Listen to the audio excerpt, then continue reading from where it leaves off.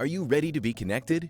You're listening to the Insured Connection podcast by PICA Group, a pro assurance company, where we provide expert advice for your practice when you need it most. We connect you with industry leaders to discuss timely topics so you can listen, learn, and get back to caring for your patients.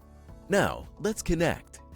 Welcome to the Insured Connection, brought to you by PICA Pro Assurance. Today we're talking about HIPAA, something every podiatrist knows exists, but many don't know how it's changed significantly over the last few years. My name is Krupa Patel, a board-certified practicing podiatrist in New Jersey, and I'm joined today by Dr. Michael Brody, a nationally respected podiatric physician with extensive experience in clinical practice, education, and risk management. Dr. Brody has worked closely with podiatry practices across the country, helping physicians navigate HIPAA compliance before problems arise. His perspective bridges everyday clinical workflow with real-world regulatory expectations, which makes today's conversation especially practical. Dr. Brody, thanks for joining us today. My pleasure. It's always a pleasure to work with you and to do things for PICA. Love that. So let's start with a quick refresher, high level. What is HIPAA really about for podiatrists in 2026? Well, that's a very good question. When we talk about HIPAA, there are a number of aspects to HIPAA that we need to be aware of.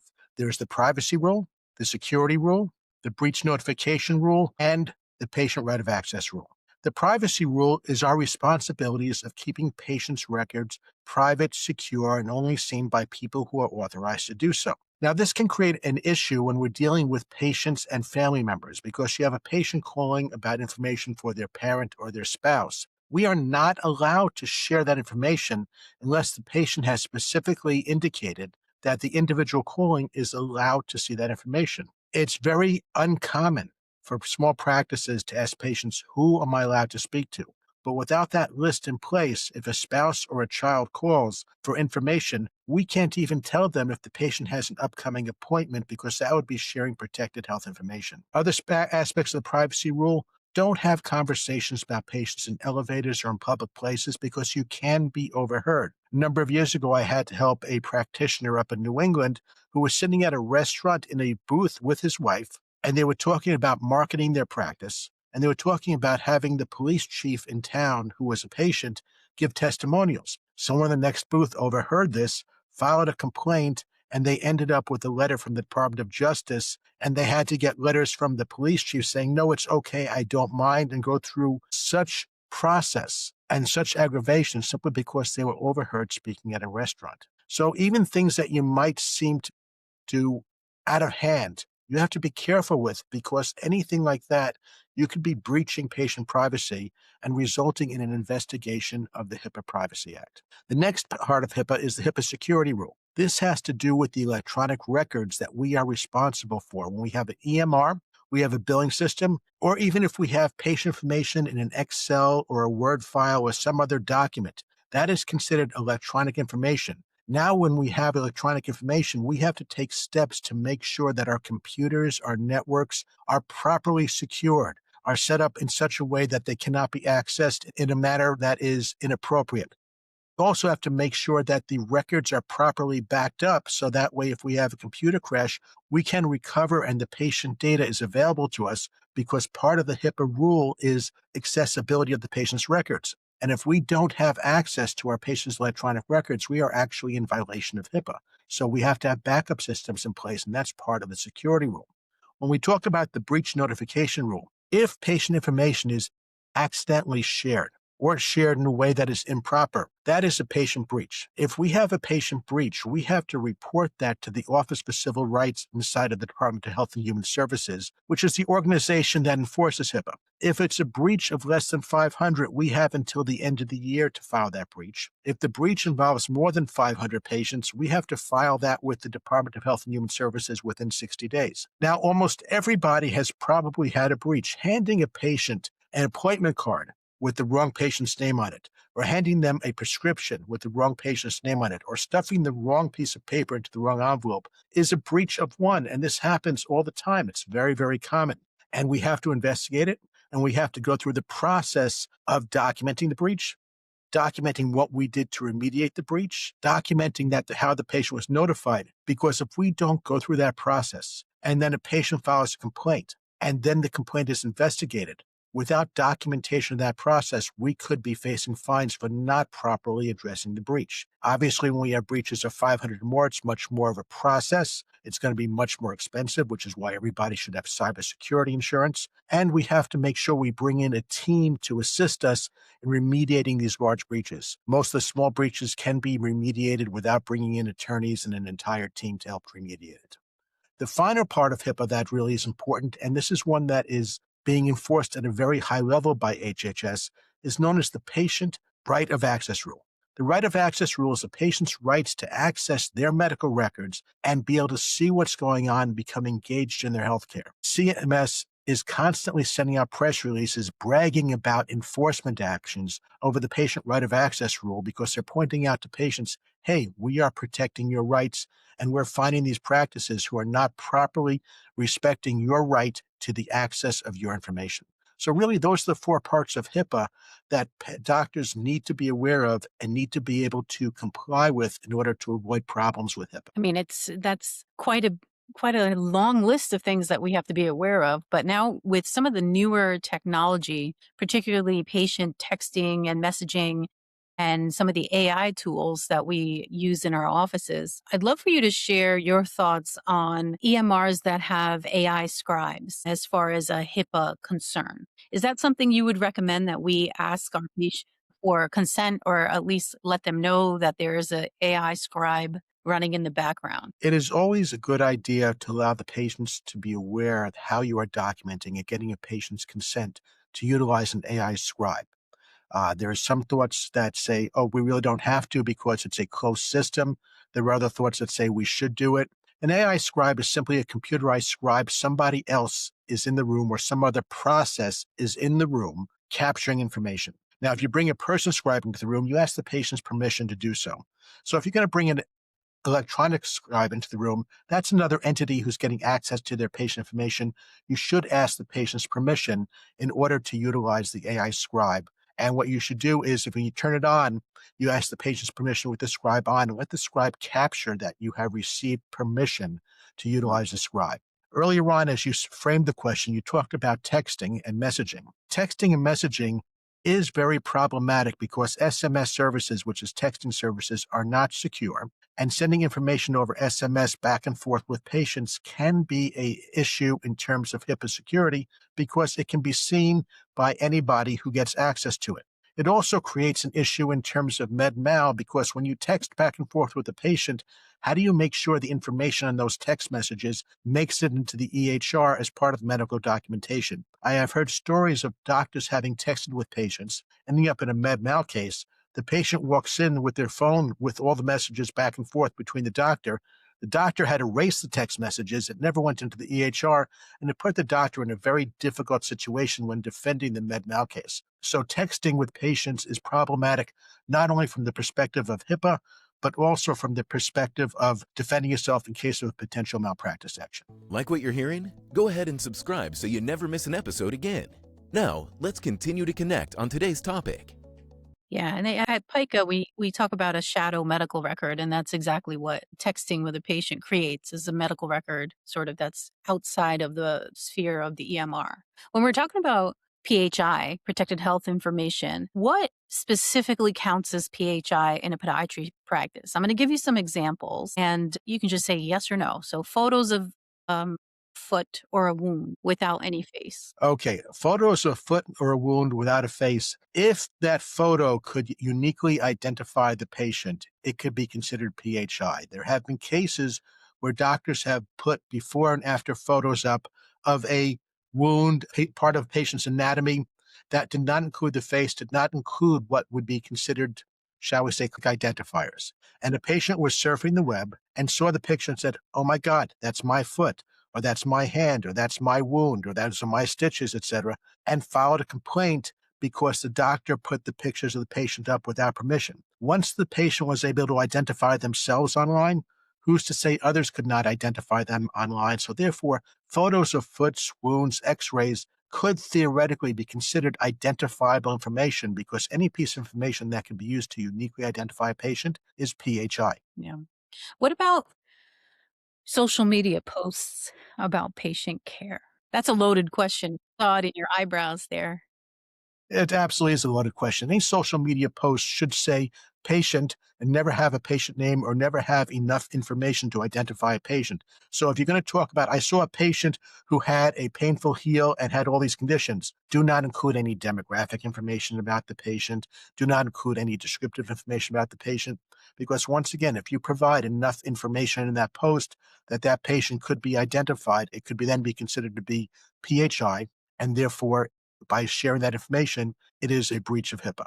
Now, that is the case whether or not the patient complains. So when you're seeing these HIPAA violations occur being reported, is that typically from the patient or from anyone in general? Okay, a lot of times the HIPAA violations are from patients. Yeah. The case I gave you earlier where someone overheard the conversation in the restaurant, that was from someone who happened to know the police chief. It was not the police chief who filed the complaint. It was someone who overheard it.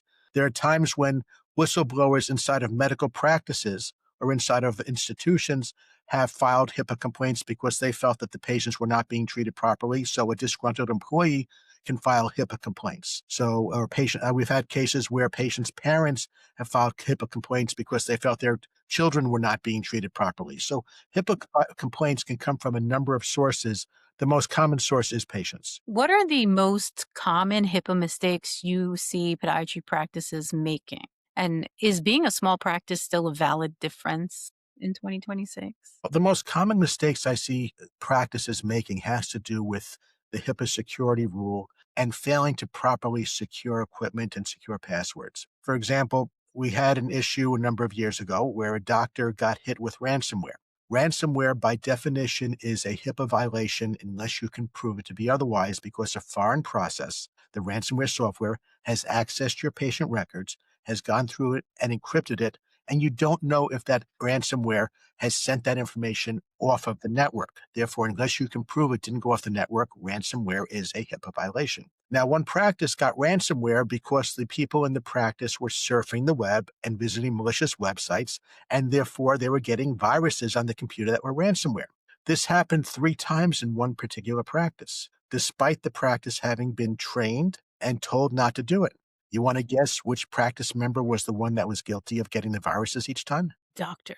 The doctor. Yeah. So basically, the biggest problem that we have is ourselves. We make mistakes. We do things that are not necessarily wise. Another problem I see, have you ever received an email from a friend, help, I'm stuck in the airport and I need to get a gift to my nephew or my niece. Can you please buy a Best Buy gift card or something? Yes. And this is because your friend's email account has been hacked because they're using a free email from one of the services. I'm not going to name the services, but they're using a free email. These free email services do not have security built into them, and they're constantly being broken into. And when a doctor's email is broken into, they could have emails that are going back and forth with insurance companies, because if you use an insurance company website and you have to reset your password, what happens? You put in your email address and they send an email to you to reset your password. So if you don't have properly secured email, then a malicious actor who breaks into your email account could say to Blue Cross Blue Shield or Cigna, please reset my password. Get the password reset key sent to their email, reset the password pretending to be the doctor, and suddenly have access to all of the health information for the patients the doctor sees with that particular plan. So another major issue is that we are not utilizing secure email, and that puts us at risk of our email being broken into and patient information being compromised, let alone our financial information, such as when we reset our banking password or our credit card password, that comes to our email also. Another thing that is not done that really should be done is setting up something known as multi-factor authentication. In fact, CMS has said they expect multi-factor authentication to be implemented on all health information technology. Multi-factor authentication is, let's just say that you log in to a website, you put in your username and password, and then you either have to go to an authenticator app such as Microsoft Authenticator or Authy or one of the others and put in a 6-digit code that changes every 6 seconds, or receive a every 60 seconds, Right. or receive a text message with a code that expires in 1 minute that you have to put in order to go in. So you're using a username and a password, which are web-based. Then you're receiving a code through out-of-band, a different method that you have to use in order to get into the system. Whenever you have a system that supports multi-factor authentication, it is incumbent upon you to use it to have the best possible security. Because what's going to happen is as we get more and more powerful computers, and as quantum computing becomes more of a reality, the ability of systems to break our passwords and to break into our computer systems and get access to our data is going to increase. AI has become a very, very strong tool of these hackers to break in and to create ransomware and to create malicious emails and to create methods of compromising our data. So these are all things that we need to be aware of, and we need to do things to protect ourselves against making mistakes and not implementing the proper security we need to. So, just kind of summarizing your take on cyber attacks and AI, which I think is a massive issue in healthcare. And we all know that from Change Healthcare and everything that happened with the attack that happened last year. To reiterate, multi-factor authentication it's no longer optional. I would assume you would agree. I would agree on that, yes. Definitely no longer optional. If your EMR or your phone or any system offers it, it is something that I think we should all incorporate. Encrypted backups, right? I think that's definitely something we need to be mindful of. Regular software updates. Windows 10 finally sunsetted, so we have to make sure that that's not what we're running on. And then let's talk about staff and training our staff, right? Okay. Because we can talk about phishing and cyber awareness.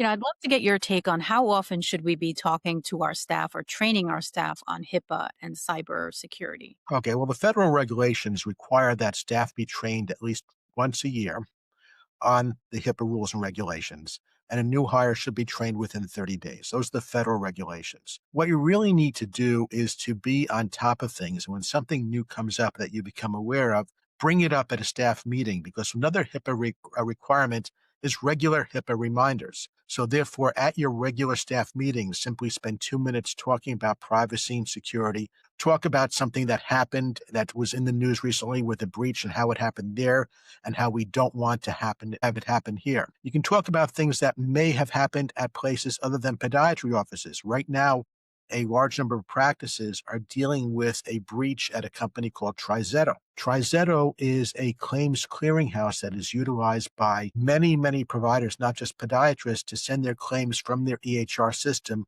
to the insurance company, Medicare, Medicaid, Blue Cross Blue Shield, Aetna, etc. TriZetto had a breach. So therefore, every doctor who utilizes TriZetto who was involved in that breach now has to deal with the fact that their patient data was breached by a business associate.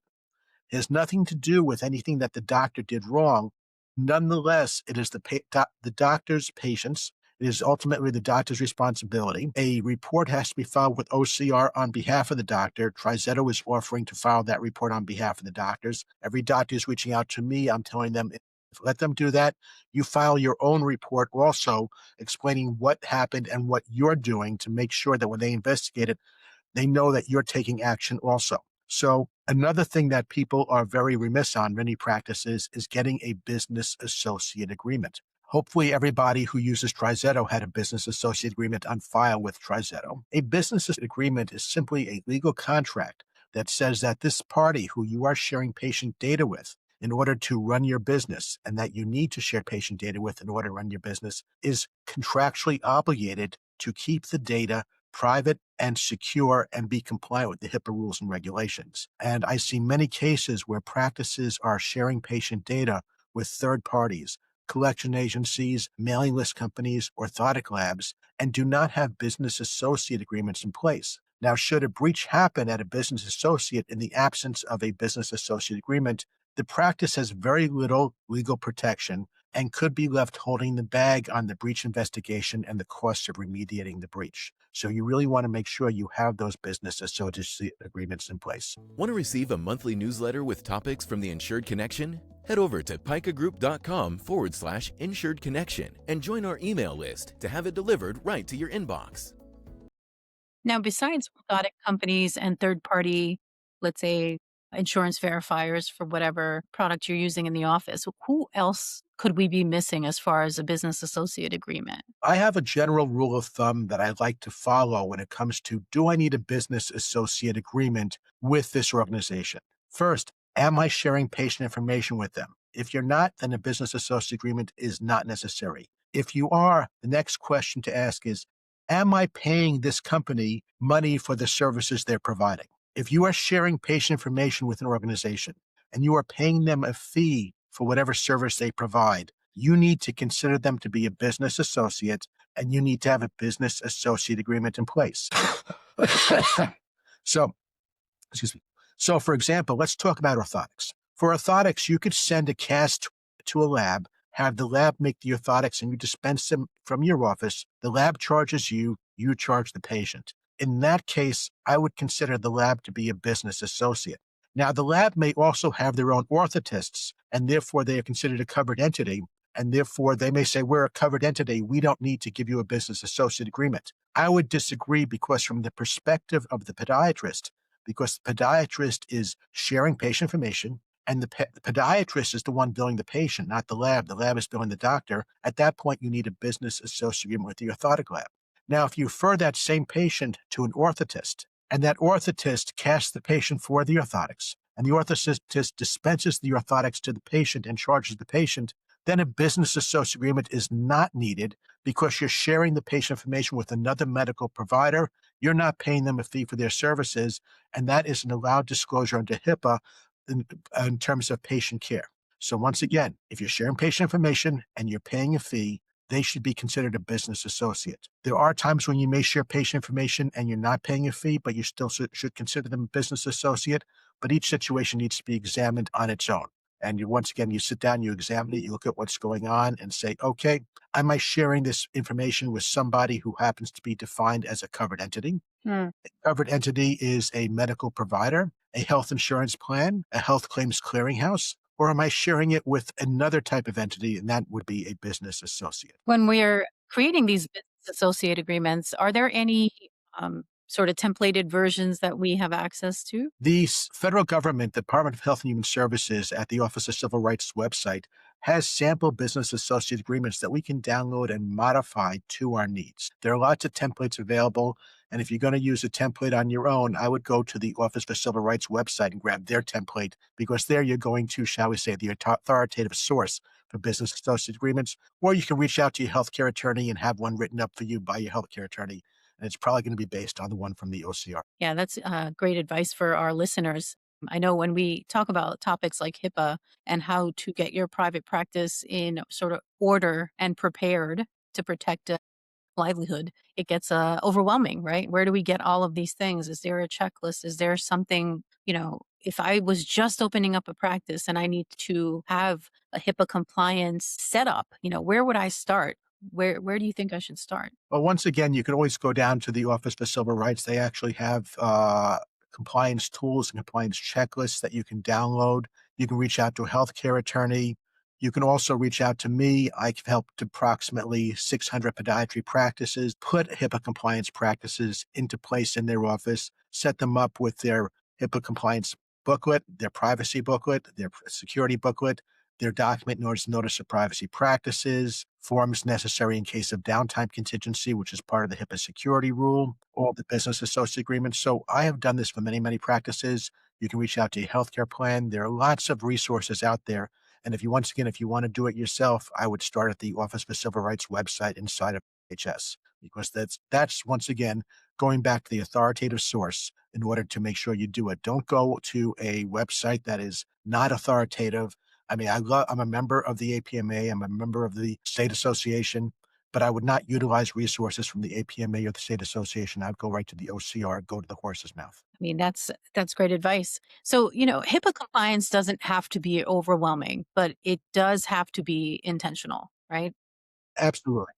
Education, preparation, documentation, they all go a long way. So CME Online is a trusted partner of PICA, and they offer resources throughout the year, and podiatrists can visit picagroup.com to learn more. Dr. Brody, I want to thank you for breaking HIPAA down in such a practical way. Your experience helping podiatrists understand how HIPAA actually applies in daily practice, not just on paper, it really reinforces why being proactive is the best way to be.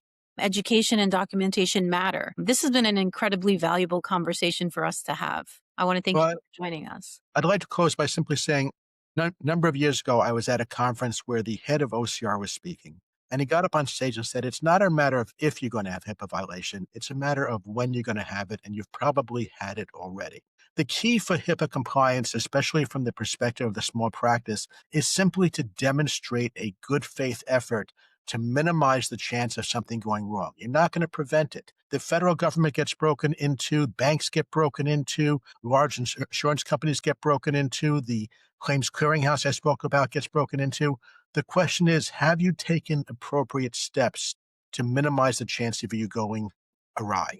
Now, the HIPAA regulations say that you as a provider need to do everything that is reasonable to prevent a HIPAA breach. Now, as a small provider, your resources are limited. You don't have millions of dollars to spend on HIPAA compliance. And your budget of HIPAA compliance should not be breaking the bank. But are you looking at what's going on, and are you doing everything that is reasonable to protect your data?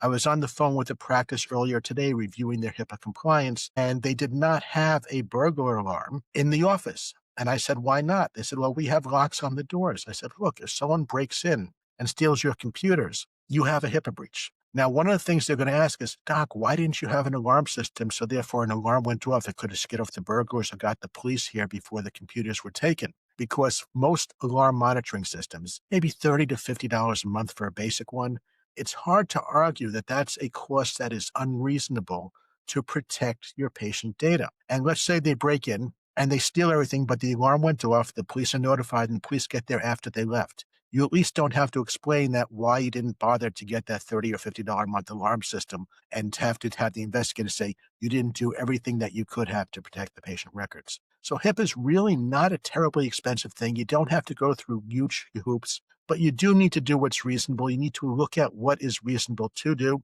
And then when something is too expensive, you simply have to document, I didn't do this because it would have cost $30,000 as a small practice. I can't do it. Here's a quote for $30,000. That's why I did not do a full vulnerability scan of my network. Vulnerability scans easily are a 5-figure thing to do it properly. And it's not reasonable for a small practice to do it. But it is reasonable for a small practice to have a burglar alarm in their office. Definitely good tips. I appreciate you joining us tonight for the Insured Connection podcast. And we're looking forward to more HIPAA tips in the future. Thank you very much for having me, and have a great evening. And that's it for this week's episode. But let's continue connecting. If you're enjoying the Insured Connection, don't forget to leave a review on your streaming platform and subscribe now so you can connect with us each time we post a new episode. To stay connected with us throughout the week and to tell us topics we should discuss on future episodes, go to picagroup.com/insuredconnection.